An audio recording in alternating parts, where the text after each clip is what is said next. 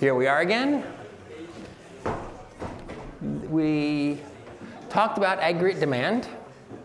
We talked about short-run aggregate supply. And now we need to talk about long-run aggregate supply and putting it all together. All right. So we were on, of course I took off the thing. We're on page 17. It is way the heck down here somewhere. Oh, this is stuff we did.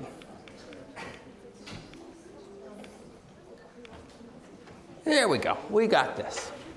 And the idea here, and let me sort of draw it from scratch. I think maybe that's helpful.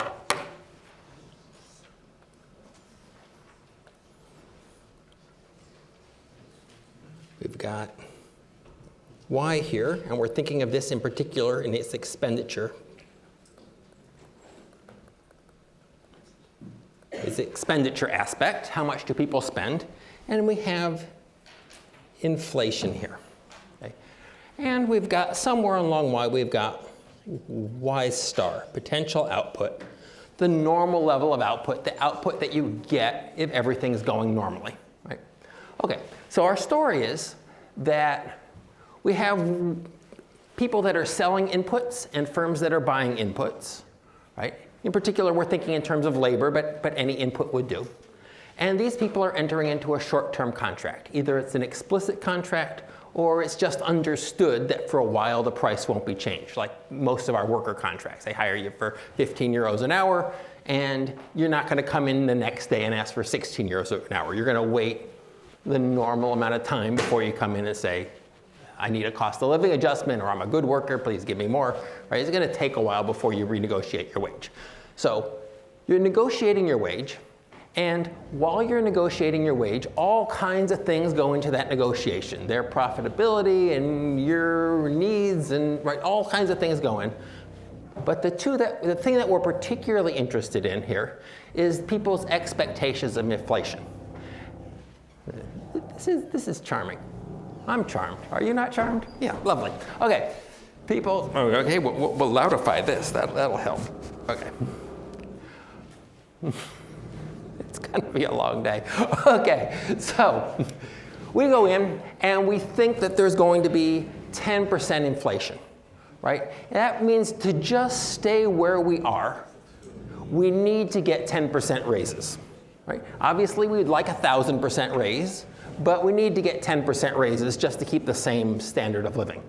And firms, on the other hand, can, they want us to work for free, but they can afford to give us 10% raises and be exactly where they were before, right? So if people expect low levels of inflation, they're not going to get very high wage increases. We're going to get low levels of wage increases because firms are going to be really reluctant to give more wages because the price of their product isn't going to be going up over time, right? And if inflation is really high, firms still want us for free, but they're willing to pay more because they're going to be selling their product for a lot more halfway through the contract. Right? And so what we get is we start out with some level of inflation expectations. This is the inflation that we expect. And we're assuming that everyone expects the same level of inflation. Like, this isn't realistic, obviously, but just as a way to start our thing. Everyone expects the same level of inflation. Everyone expects 8% inflation. Right? And so we all go through this negotiation, and on average through the economy, people end up with 8% wage increases. Okay? Some people get more, some people get less, but on average 8% wage increases. And that means if the inflation that we actually end up with, right, this was just our expectations, and we know that people make mistakes in guessing the future all the time. Yogi Berra said, like, prediction is very difficult, especially about the future. You're going to be off. But if the inflation happens to be the amount that we expect, we happen to get the 8% that we expected, then everything is normal, right? And we get the normal level of output. So if we expected 8%, and let me do this in green, and we actually end up with 8%. So this here is expected, and this is what we actually get.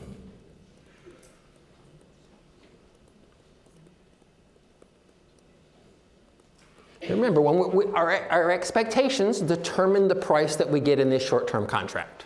right? And then complicated negotiation thing.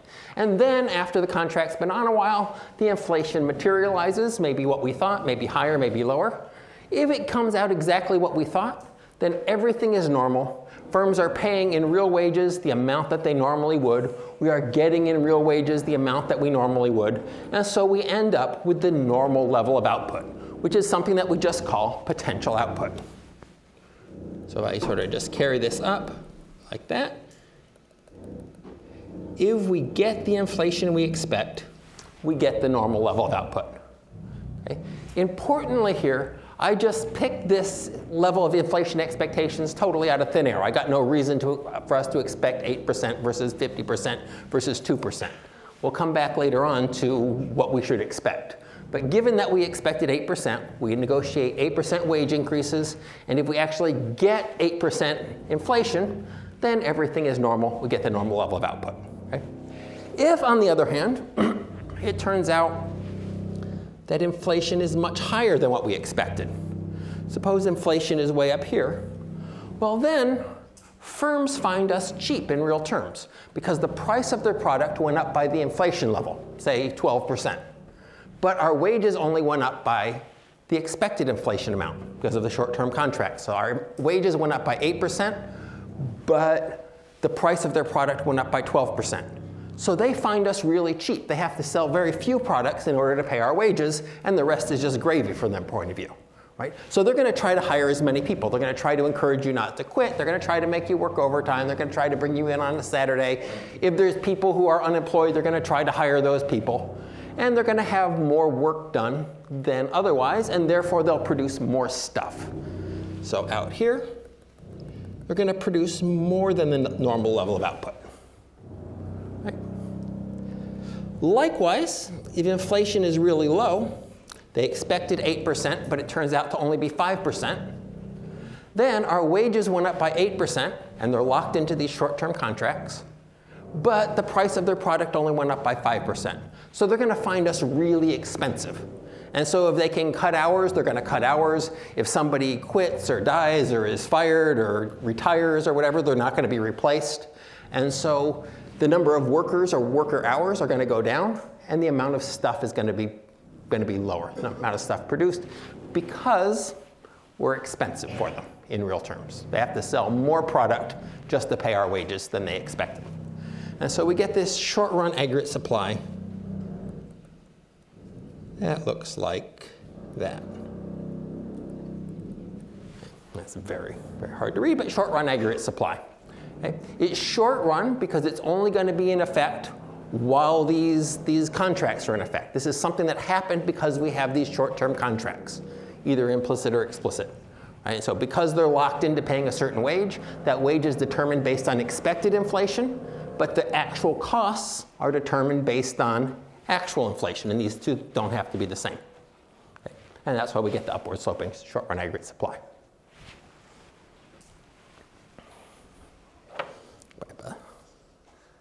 Okay.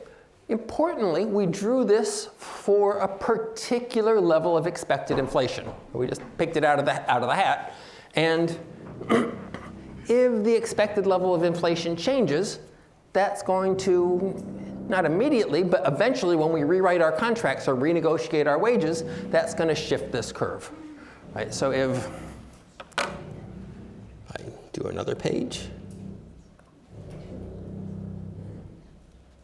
we have Y, we've got inflation, we've got Y star. And let me do two cases. Let's do one where expected inflation is equal to 5%. So I can draw that in here.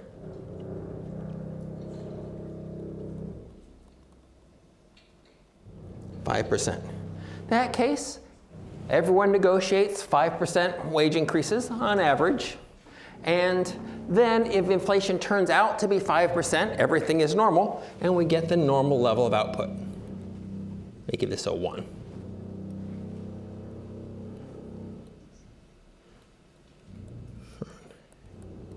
Supply, expected inflation equals 5%.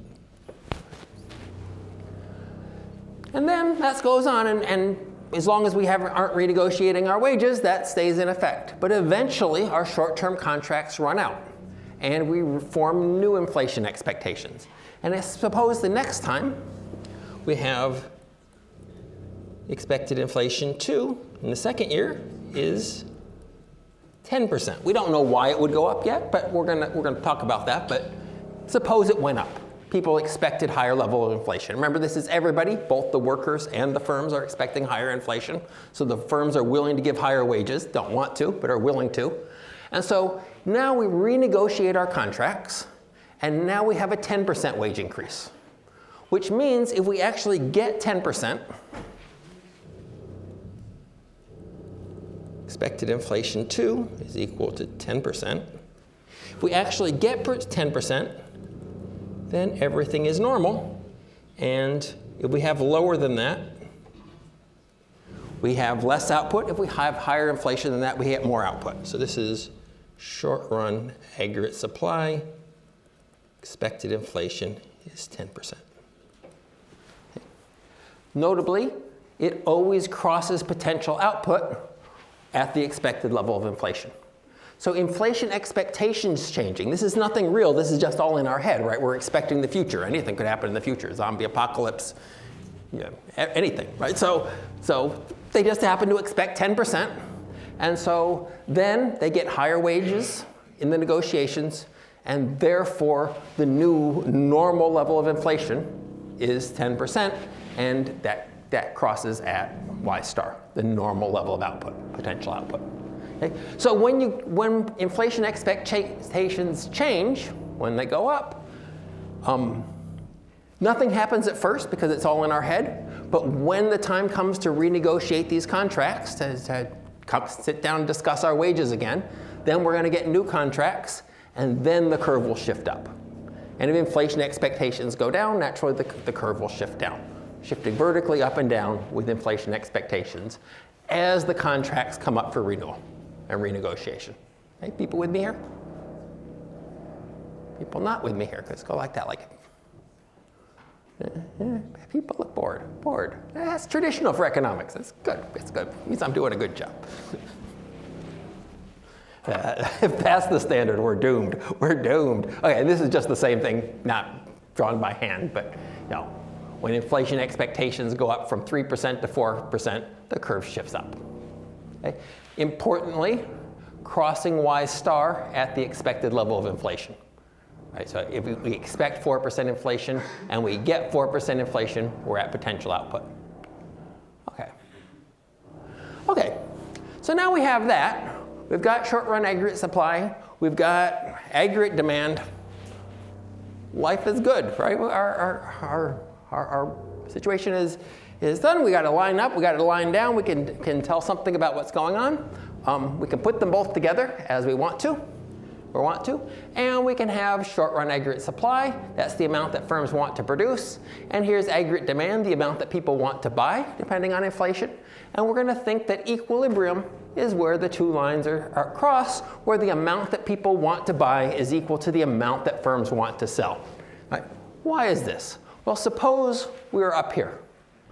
If we were up here, then people only wanted to buy a little bit, and firms wanted to sell a whole lot. Right? If inflation is higher than pi 1, we want to buy a little bit, and firms want to sell a lot, which means they're producing loads of stuff, but no one's buying.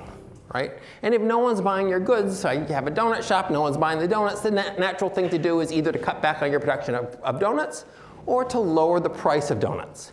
And if you're lowering the price of donuts, if you're lowering the price of stuff because you can't sell it, that means inflation won't be this high, and inflation will come down.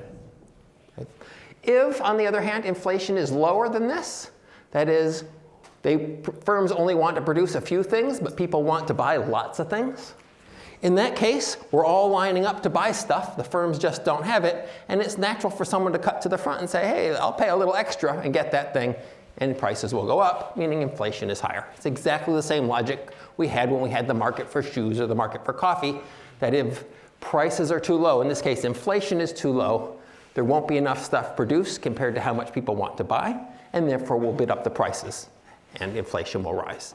And if we have too high, but if inflation is so high that the amount that people want to sell is more than the amount that people want to buy, then sellers will have trouble finding buyers, and they will cut their price, lowering inflation. Okay. So here's our equilibrium level of inflation. This is our prediction in the model, and I happen to draw it so that it's at y star. All right, let me do it. Yeah, this is fine. Like we're going to be at short-run aggregate supply, meets aggregate demand. Okay. We're good. Okay. Now we have what we think inflation will be in this economy. Okay. We're good. Except we haven't really predicted all that much yet because this short-run aggregate supply is based on expected inflation. So we don't know whether to draw short-run aggregate supply here or way up here or way down here, right? Because it's going to shift up and down based on expected inflation. So we still haven't done anything here. We've said, okay, given expected inflation, we know what output will be, we know what inflation will be, but what's expected inflation? So here we need to start making the distinction between the short run and the long run. And so our next thing that we're going to add in is long run aggregate supply. We're going to look for a long run equilibrium. And the basic idea of the long run equilibrium is if you imagine this stagnant society where everything is going along and then nothing changes. So there's no external shocks, there's no wars, there's no weather phenomena, there's no nothing. It's one of these utopian science fiction kind of, we're in a glass dome and everything's controlled by the guys, right? And so everything just goes on exactly the same year after year after year. Nothing external troubles these people. They have no internal uprisings. They're just going about their daily life year after year after year. Okay? Just pretend. And now think, suppose that initially this society, they expected 5% inflation, but they actually got 10% inflation. So inflation is much higher than they expected. In this dystopian society, if we just let this society go on for 1,000 years with nothing changing, we wouldn't expect that still to be the case. Right? Because what's happening is today we expect 5% inflation, we get 5% wage increases, but prices go up by 10%, which means firms, yay, like worker salaries went up by 5%, but the price by product went up by 10%. We're rich, we're rich, we're rich, and the capitalists are rolling around at the yacht club just tickled pink. Lovely, good for them. But the workers are not so happy. They said, I expected 5% inflation. I got a 5% wage increase, so I thought I would just maintain my standard of living, but actually my rent went up by 10%, and my food bill went up by 10%, and everything went up by 10%. So I kind of got screwed, right? I'm making less in real terms, less spending power than I thought I would, okay? And this happens, like this is life. The poor get poorer. This is a known fact, right? This is life. But when it comes around to time to renegotiate the wages, I got screwed last time, and maybe I think, well, that was a one-off, and so it'll happen again, and then again I get screwed. I expected 5%, but I get 10%. If this keeps going on year after year after year, and the workers always get less real wages than they were expecting, eventually they're going to cop on, right? And they're going to adjust their expectations. We can't imagine a society where that happens every year for 1,000 years, right? Even in my dystopian dome city, right? It's not going to happen. Eventually people are going to realize, inflation for the last 999 years has been 10%. Why do I keep expecting it 5%? Maybe I should think maybe it's higher, right? And so if we think in the long run, like 1,000 years of nothing changing in society, in the long run, really people should be getting what they expect. Given that there's no shocks or external things, which is not reality, but given that there's no external forces acting on this society and it's just this guessing the inflation rate thing, and that they're not playing around with the money supply or anything, eventually people will cop on. They will not keep getting a different inflation than they expected. Okay? And so that's the idea of the long-run aggregate supply, that eventually, if nothing else changes in the economy, people are going to realize what the inflation rate seems to be, and they'll update their expectations so that they're expecting the inflation that they're getting.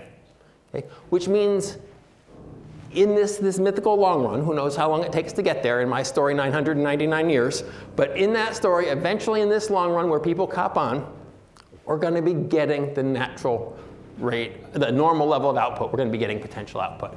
So that's the idea. We're going to have this long run aggregate supply, which is assuming that eventually, if nothing else changes, people are going to realize what the inflation actually seems to be each year, and they're going to adjust their expectations so that that matches. So if I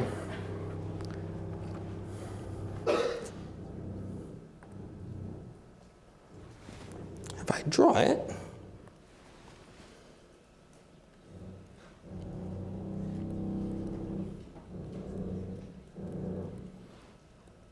inflation is just going to be a vertical line like that, long run aggregate supply.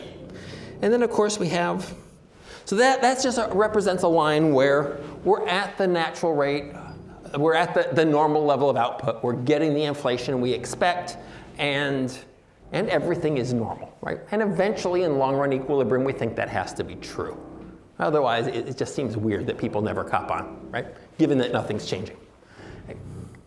Okay, so if I was going to draw this in long run equilibrium, I would draw aggregate demand like that, and short run aggregate supply like this. This would be the expected level of inflation, and it would be actually the inflation we actually get. Okay.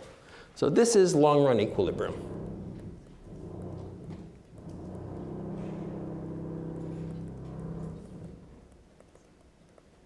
So how did I do that? Like, what was my thought process in that? I said, look, we've got this long run aggregate supply, which is just potential output. And we've got aggregate demand, which comes from people's wants and needs and all that stuff, right? And then we're in long run equilibrium. And so we've got to be getting the inflation we expected. And we have to be buying the amount of stuff that we want to sell. So short run aggregate supply has to go through there. And there I got long run equilibrium. Really just determined by potential output and aggregate demand, and short run aggregate supply, inflation expectations, will adjust so that eventually we get there. Okay? Okay, that's how I would draw it in long run equilibrium. Now, that's something, but it doesn't really tell you much. We really, in order to tell this story and make it make sense, and I see quizzical looks out there, and that's to be expected. In order to make this make sense, we need to sort of start from a normal day, which is not this long run equilibrium 999 years in a domed city kind of thing, right? This is real life where things are messy. So let's just start us out somewhere else. So let me draw this.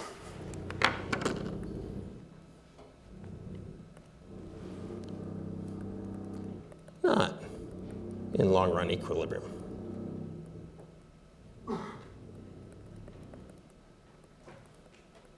On a normal day, so we get the same axis as we do. Y, we get our Y star. We got our long run aggregate supply. We've got our aggregate demand.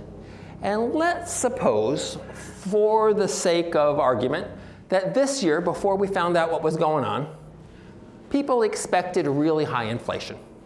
So inflation expectations were way up here.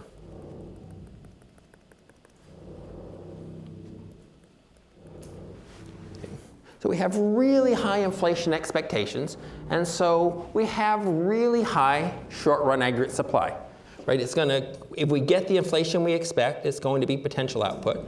So our short-run aggregate supply, well, that's very sad. Let's try it again. Short-run aggregate supply 1. Okay. And there we got this thing, which ruins Ivan's entire theory of economics, which is that there's a line going up and a line going down, and there's a magic point where they cross. Because now we got a line going up and a line going down and another line that's vertical, and there's not a magic point where they all cross, right? There's 3 points where they cross, and so, oh, what the hell? What are we supposed to do with that? Well, how do we think about that? So this is just people This comes from just people expecting a different rate of inflation where all these lines don't match up. They set their wages accordingly in the negotiations, and then we're stuck in those contracts. So what happens here? How should we think about this thing? Well, we've got sort of two kind of natural candidates for things. We have long-run aggregate supply is equal to aggregate demand, and we got short-run aggregate supply is equal to aggregate demand. They're both called aggregate supply, so supply is equal to demand. Okay? But we should think about it this way. Like, how do we deal with these 3 points? The way to think about it is to think in every, imagine your day, right? You're always in the moment. And we know that our future will come and we'll have to get into the retirement home of our choice and all of that. But at the moment, we're now. So in the long run, we're all dead, just like Keynes says, and we're in a glorious retirement home. It's going to be great. I'll see you there. I'll be the old guy in the corner. You can say hi. But at the moment, we're in now, right? So in the moment, we're always going to be in the short run. So the short run is the one that matters because that's where we are today. The long run represents a tendency of the economy to come back to this. Right? It's what happens when people's expectations are equal to what they get, but we know in the short run that's not always true. We all expected unicorns and jetpacks, and we don't got them, and it's kind of bitter. We didn't get what we expected. What can you do? And so in the short run, there's nothing that forces our expectations to be equal to reality, right? To what we actually get. We can easily expect one amount of inflation and get a different one. So we should really think that we are always going to be on short-run aggregate supply. Right? Because we expected something, we set our wages accordingly. Yeah, in the long run, maybe our wages are going to change. But at the moment, those are the wages we got. And the firms have to deal with that. So that short-run aggregate supply is telling us what our firms producing today. And the long-run aggregate supply is representing, in the long run, eventually, after 999 years, this economy is going to end up settling there. Okay? But that's, ages from now, we'll all be dead. It's not important to us at the moment. At the moment, we're in the short run. So the operative place is where the amount that we're producing now, short-run aggregate supply, is equal to the amount that we want to buy now. So this is our prediction for this economy. And let me put a 1 here.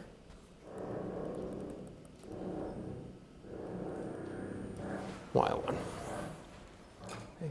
So in this economy, we are producing less than potential output. And this is the first time we've seen a prediction of a model telling us that we're producing less than potential output. So this is a recession that is coming from the model rather than me just saying, suppose we're in a recession, right?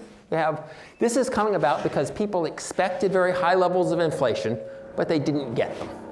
Right? And therefore, short-run aggregate supply is the amount that the firms want to produce is lower than potential output, lower than the normal amount. Right? They expected high levels of inflation, so they gave everyone a 20% wage increase, but there's only 10% inflation, and so they're finding those workers very expensive. They're not hiring as many of them. When somebody quits, they don't replace them, etc. Right? So we're producing less than the normal amount of stuff. Okay, that's lovely. Right? This is short-run equilibrium is at pi 1 and y1 in this story. Okay? The interesting thing about this story is what happens next. So, what happens next? Well, at the moment, we got these short-run contracts, so as workers, we're kind of screwed. Actually, as workers, it's glorious. Sorry. As firms, we're kind of screwed. We gave everyone a 20% wage increase, but there's only 15% inflation. That means if you have a job, you're getting way more than you expected, 5% more than you expected. So if you're employed, it's glorious. Now, some people aren't going to get employed, so for those unemployed people, it sucks, right? So it's not all glorious for workers. And it's terrible for the firms, because the firms gave everyone a 20% wage increase, and they're only getting 15% raise in their prices, and so they're being hurt by 5%. And this, by the way, reflects what happens in recession. So, for example, in 2007, we went into a big recession, the Great Recession, right? And a lot of people lost their jobs, and that really sucked for them. And a lot of people A lot of firms went under, a lot of firms lost a lot of money, right? And so, yeah, the firms were hurt and the unemployed people were also hurt. But people like me who kept their jobs, it was a glorious time. I have a friend who works in construction. She's an engineer that does costing of projects and stuff. And like construction industry was devastated during that entire time. So she was like really nervous. Her firm went under like 3 times. But she's really good at what they do, and firms like really like to get paid, so they need someone who does cost analysis, and she's got the technical skills and the business skills, so she never went unemployed, right? So she was employed throughout the entire time. Super amount of stress because unemployed over and over again, but it took her 2 days to find a new job each time, even though construction people were unemployed everywhere. Super talented.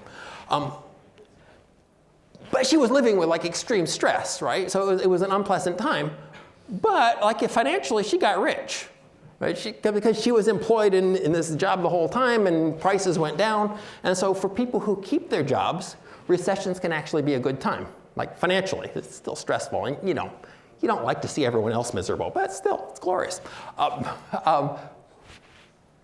Which is what we capture here, right? We capture that if you're the lucky one who kept their job, you're actually doing quite well because you got a 20% wage increase, but prices only went up by 15%. So the workers that keep their job, they're doing great. But of course, output goes down, so not everyone gets to keep their job, and those people it's really, really horrible for. And it's really bad for the firms because they gave a 20% wage increase, but their price of their product only went up by 15%. So all 3 of those things are things that happen in reality, and it's captured stylistically, but reasonably well by this model. Okay. But it can't go on like this, right? Because we said, like, what's going on here? Well, if you're a worker, like, and you still have a job, things are fine. A little stressful, but fine. But if you're a firm, and they come about and they say, okay, those wages are over now, right? Our short-term contracts are over. Now, what should we say going into the next wage negotiations? Well, here's where it really depends. It depends on like lots of things. How did we end up in this position in the first place? Why was it that we had such high expectations of inflation? Now, in the world of the model, it must have been that we thought that was the appropriate amount. Like both workers and firms thought that was the appropriate amount. So we must have thought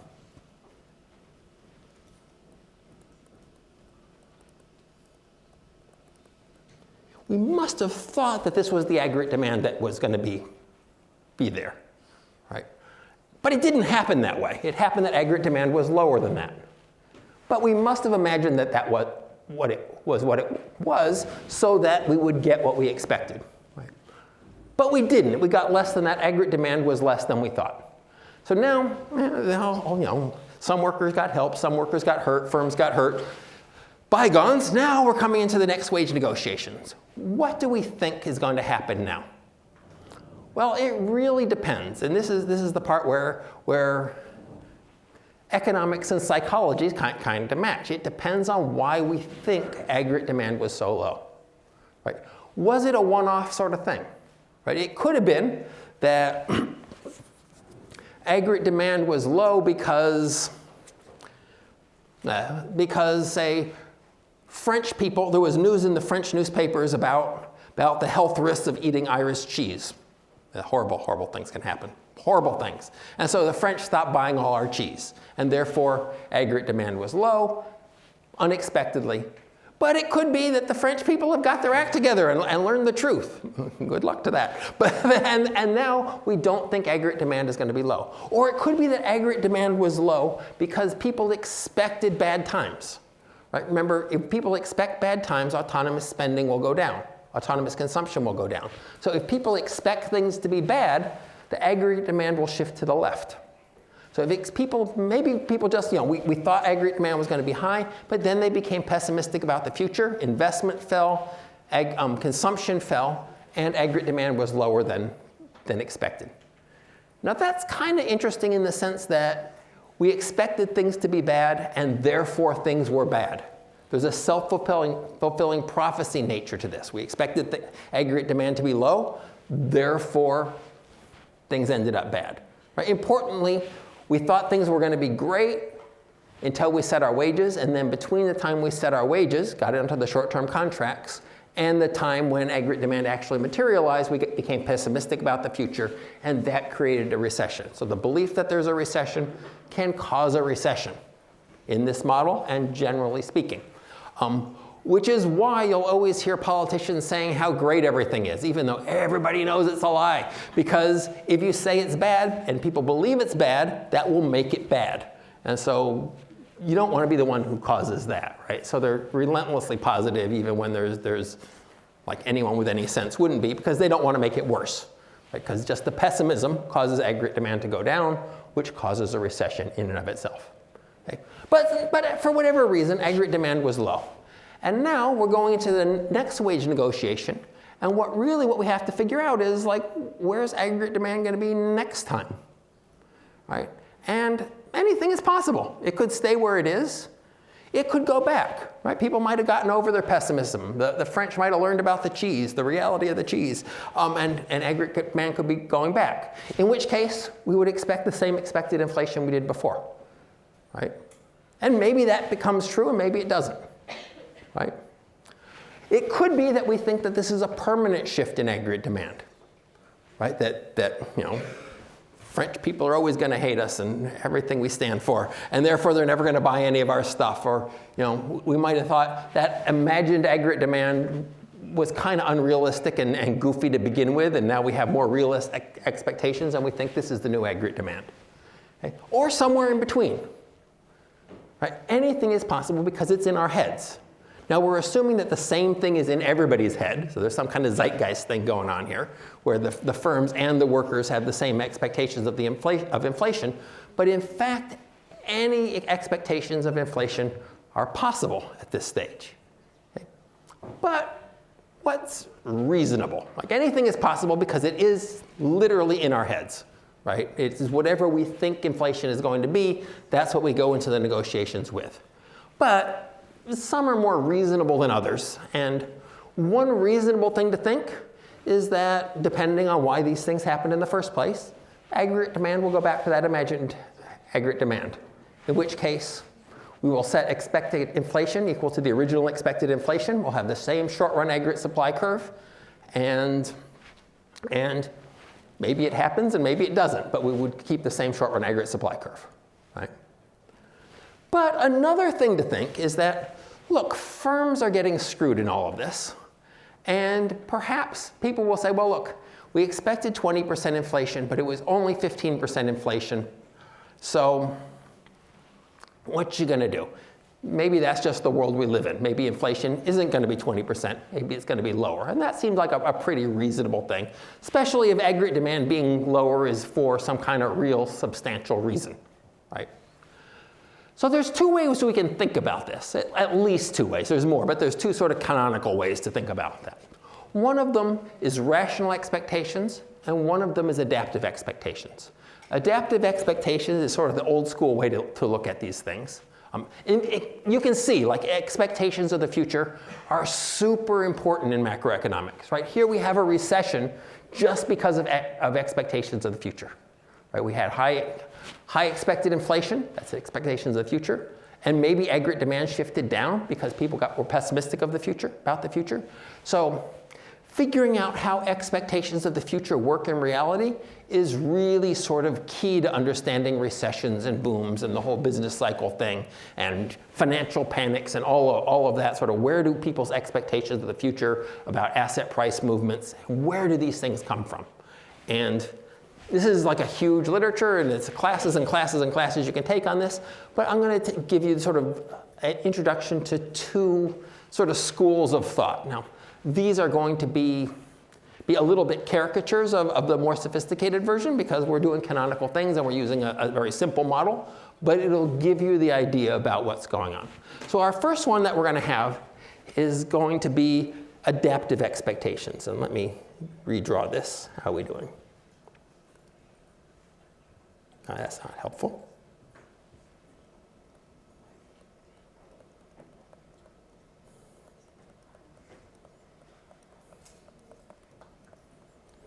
I'm going to draw most of the same thing. So we've got y.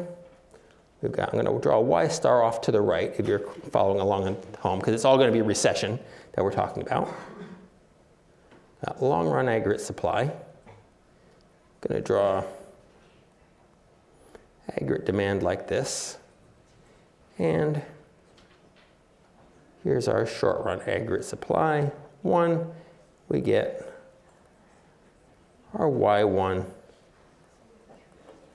we get our pi 1. So I'm just duplicating what we had before without the mess and giving myself more room on the left-hand side of y star. Okay, so adaptive expectations, the sort of the classical version is people just think that tomorrow is going to be like today. And they're not using everything about the model, they're not sophisticated about this, they're not clever about this, but they just say tomorrow is going to look like today. Now, in more sophisticated versions, they might say tomorrow is going to be a moving average of the last 5 years or whatever, right? But it's sort of backward-looking expectations. It's saying my expectation of today is based just on my past experience. In this case, really simply just equal to whatever I saw today, that's what I expect to happen tomorrow. Okay? Now, that's clearly extreme. People are more sophisticated than that. But it actually does quite well. That kind of reasoning does quite well empirically. People, a lot of times, we can capture a lot of what goes on in the world by thinking about people this way. And so we're going to assume that's true. So in that case, if I switch colors here, my expectations of period 2's, the next round of inflation, is going to be just what happened today. So I expect tomorrow's inflation to be equal to today's inflation. Right? And that's the inflation we actually got today. And so that's what I expect tomorrow's inflation to be. Okay? Just adapting to what I saw today. Okay? And that seems like in a lot of cases, at least to me, like, you know, what things seem. It can seem whatever you like to you. But to me, it seems generally more reasonable than thinking that inflation expectations just stay really high. You can think of reasonable stories where that could happen, but as a general statement, that inflation was much lower than I expected. I'm going to slowly lower my expectations of what inflation is. I thought it was going to be 20% last year, but it only turned out to be 15%. Okay, maybe 15% is more reasonable, right? And I'll expect 15% inflation. Okay? So if this is the case, that in my next round of salary negotiations, and remember, we think everyone thinks this, not just individual workers, but all the workers and all the firms think this, then we're going to get this 15% wage increase. And so our new short-run aggregate supply is going to go through the normal level of output, potential output, right where our expected inflation is. So this is 1. Our short-run aggregate supply shifts down by that amount. Okay? That's lovely. And so we're always in the short run. So what happens? Well, we're going to this short-run aggregate supply with this new 15% expected inflation. That means we all got 15% wage increases. And that gives us how much firms are willing to produce at each level of inflation. And we've got aggregate demand that says how much people want to buy. So our new level of output is Y2. And our new level of inflation is pi 2. So inflation goes down and output goes up. Okay. But importantly, we still have a recession, right? It didn't fully adjust, and so we still have a recession, and there we are. And so in period 3, we said, well, we thought there was going to be 15% inflation, but there only turned out to be 12% inflation. And so again, firms are finding us very expensive, not as expensive as before. The gap is narrowed. And the workers that keep their job, and the few workers that got hired in, going from Y1 to Y2, a few more workers joined the club, they're doing well, because they got a 15% raise. Prices only went up by 12%, so they're doing well. But still, we have unemployed people, more than normal, because output is still below potential output. So we still have a recession. It's a smaller recession. It has partially corrected itself, but it's still a recession. Okay? And so in the next period, if I can change colors, change to green, because we have adaptive expectations, our expected inflation in period 3 is going to be the inflation we actually got in period 2. Right? And so that's going to determine, now we're going to get a 12% wage increase because everyone expects 12% inflation. That's the pi 2. And so if we actually get 12% inflation, everything is normal. So we get a new short-run aggregate supply. Looks like that. Again, it shifts down. And the inflation we get is where the amount that people want to sell, short-run aggregate supply 3, is equal to the amount that people want to buy, aggregate demand.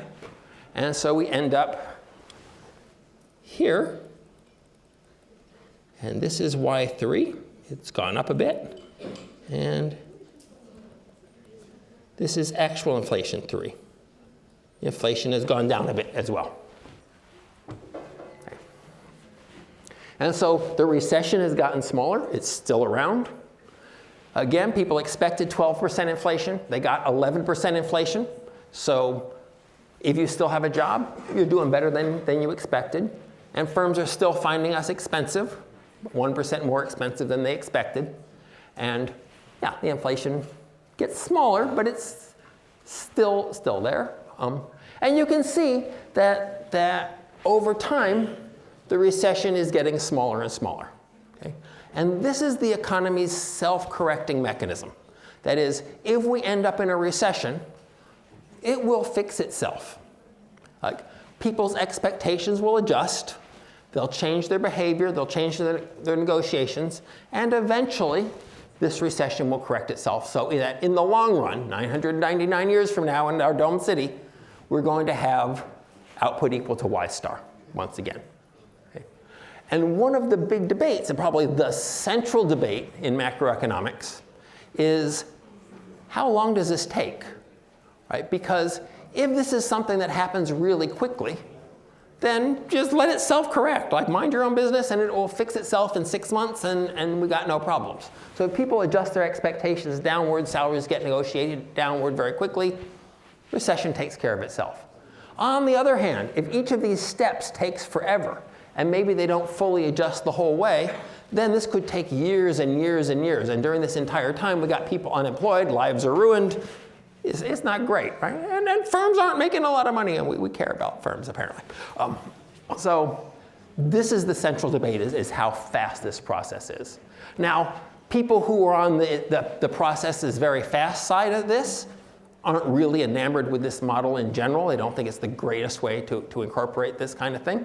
But it still captures their central idea that prices adjust really quickly, and you can see that the recession solves itself very quickly. If each of these steps is, say, 3 days, and we renegotiate our wages every 3 days, we're to potential output in no time, right? And if each of these steps is 15 years, you can see it's been 45 years, we still haven't solved the problem.